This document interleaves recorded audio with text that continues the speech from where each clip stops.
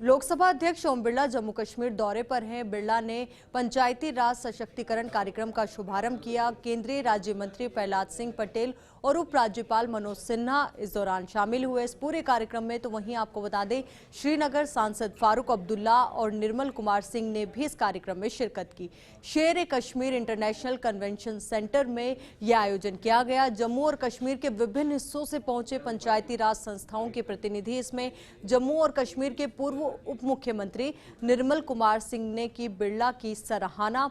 तो वहीं पंचायती राज संस्थाओं के सशक्तिकरण का कार्यक्रम कश्मीर में आयोजित करने के लिए उन्होंने सराहना की उनकी और कहा कि उनकी दूरदर्शिता से ग्रास रूट लेवल पर सशक्त होगा लोकतंत्र। स्पीकर बिरला की पहल पर पंचायत राज प्रतिनिधियों को दिया प्लेटफॉर्म। आपसी चर्चा, संवाद और अनुभव साझा करने के लिए बिरला ने दिया प्लेटफॉर्म। उनकी ये पहल बनेगी कश्मीर के इतिहास में मील का पत्थर। तो उनकी सराहना उन्होंने की है।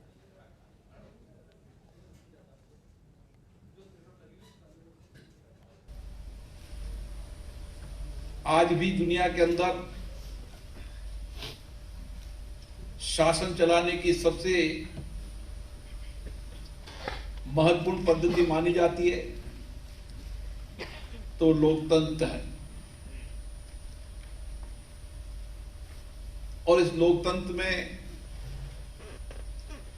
आज भी हमारा देश सारे विश्व में मार्गदर्शक की भूमिका निभाता है। हमने आजादी के 75 साल में चल रहे हैं। इस 75 साल में हमारा लोकतंत्र और सशक्त हुआ है, मजबूत हुआ है। लोकतंत्र की संस्थाओं में जनता की सक्रिय भागीदारी बढ़ी है और यही कारण है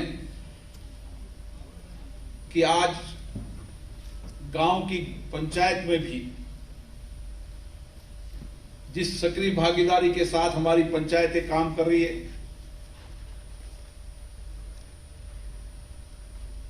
जनता के अपेक्षा आकांक्षाओं के अनुरूप काम कर रही है, इससे हमारी आर्थिक और सामाजिक प्रगति बढ़ी है। ये सही कहा फारूक अब्दुल्ला जी ने कि ये देश विशाल भी है, विविधतापूर्ण भरा हुआ भी है। हमारी अलग अलग संस्कृति, अलग अलग धर्म हो सकते हैं,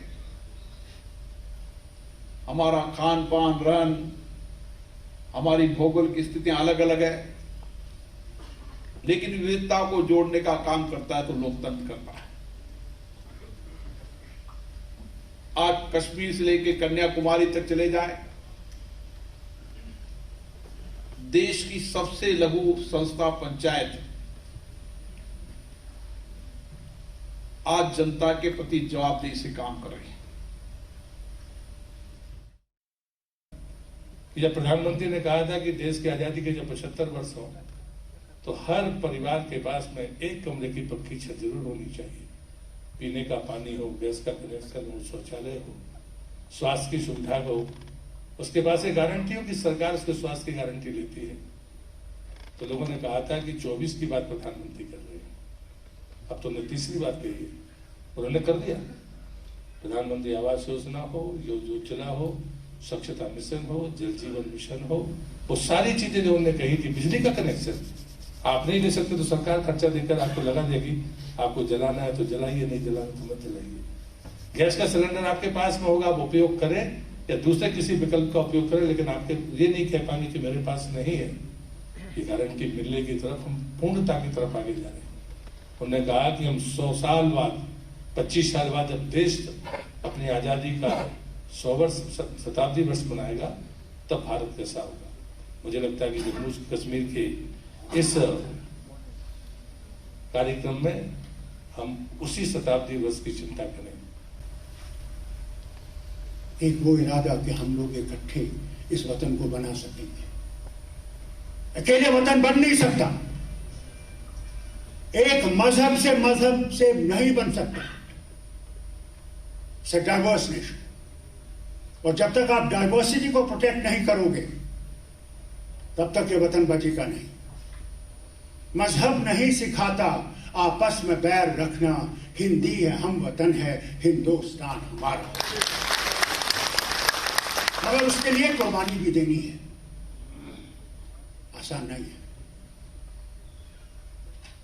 आसान नहीं है।